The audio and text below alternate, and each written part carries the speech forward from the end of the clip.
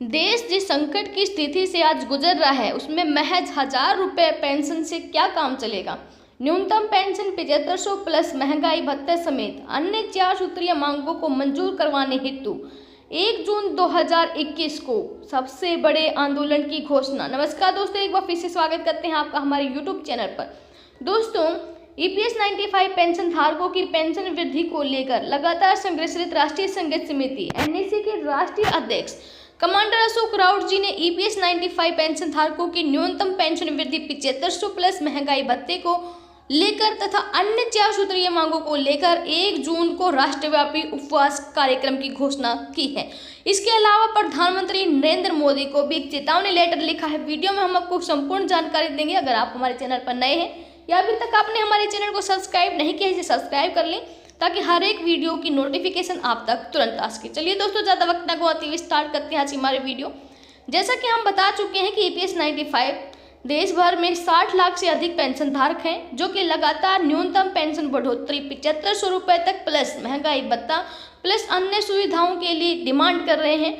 और आखिरकार हार कर उन्होंने ये फैसला लिया है कि अपनी मांगों को मनवाने के लिए 1 जून 2021 को राष्ट्रव्यापी उपवास किया जाएगा। साथ ही सभी राज्यों में तहसील स्तर पर संगठन का गठन करने की बात भी कही है। एनएसी राष्ट्रीय संघर्ष समिति की ओर से इस संदर्भ में माननीय श्रम मंत्री जी को, माननीय प्रधानमंत्री जी को एक लेटर भी लिखा गया है जिसमें ईपीएस 95 पेंशन धारकों की मांगों को मंजूर करवाने के लिए निवेदन प्रस्तुत किया है। आपको अवगत हो कि एनएसी ने दिनांक 6 अप्रैल 2021 से विरोध दिवस के माध्यम से देश के सभी ईपीएफओ कार्यालयों पर माननीय प्रधानमंत्री जी, माननीय अध्यक्ष सीबीटी के नाम निवेदन देकर संपन्न किया है।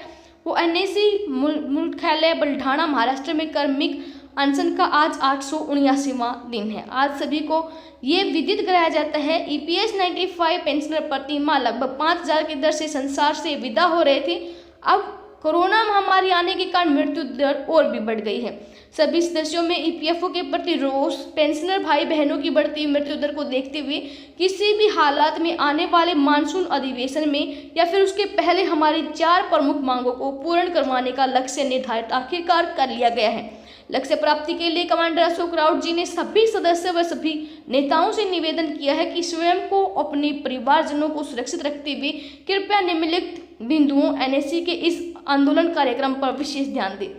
कार्यक्रम की रूपरेखा इस प्रकार है। सबसे पहले माननीय प्रधानमंत्री जी द्वारा दिनांक 4 मार्च 2020 को पेंशनर की मांगों को पूर्ण करने के लिए एक वचन पत्र पूर्ति के एक बार फिर से याद दिलाने हेतु यहाँ पर लिखा गया है लेटर।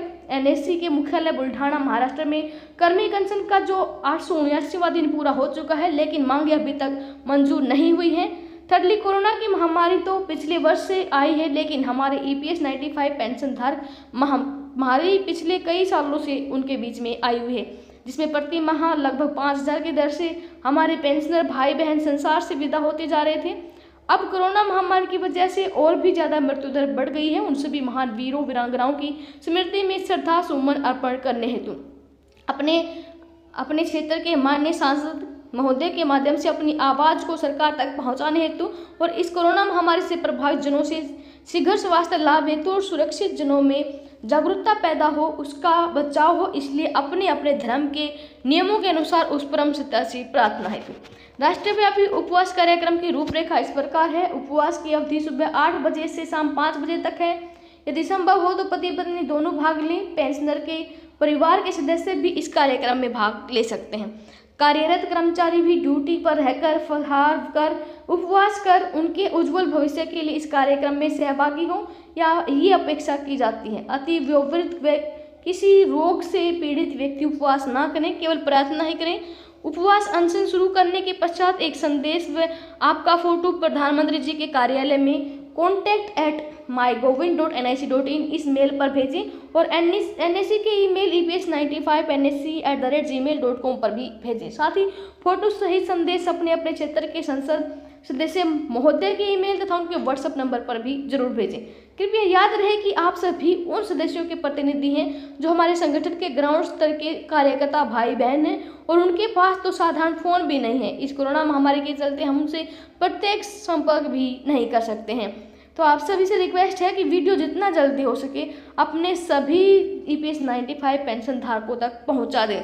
और जो हमें लेटर, डॉक्यूमेंट, फ़ोटो लगाकर ईमेल, ट्विटर, फेसबुक पर साझा करना है वो इस प्रकार है। अपने जो सांसद महोदय हैं उनको लिखना है ये वाला लेटर। माननीय संसद महोदया, मैं अपने संसदीय क्षेत्र का एक EPS 95 पेंशनर हूँ और न्याय से वंचित हूँ। हमारे साथी बुल्ढाना महाराष्ट्र में 891 दिनों से श्रृंखला अनशन पर कर रहे हैं और इसका एक हिस्सा बनकर मैं अपने ही घर से परिवार के साथ आज 1 दिन का उपवास अनशन कर रहा हूँ, जिसका फोटो आपको भेज रहा हूँ।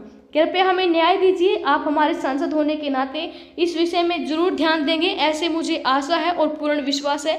आपका एक मतदाता, वृद्ध EPS 95 पेंशनर। और ये 1 जून 2021 को हमें भेजना है अपने अपने एरिया के सांसद को। और ऐसे ही लेटर यहाँ पर प्रधानमंत्री नरेंद्र मोदी को भी भेजना है। वी होप वीडियो में दी गई जानकारी आपके लिए महत्वपूर्ण होगी। ये जानकारी EPS 95 राष्ट्रीय संघर्ष समिति के अध्यक्ष कमांडर अशोक राउत जी के द्वारा दी गई है। आपसे रिक्वेस्ट है अपनी ड्यूटी निभाते हुए वीडियो संदेश को इस संदेश को जितने भी हमारे EPS 95 पेंशन धारक हैं, उनके परिवारजन हैं, उन तक जरूर से जरूर पहुंचा दें। धन्यवाद। जय हिंद, जय भारत।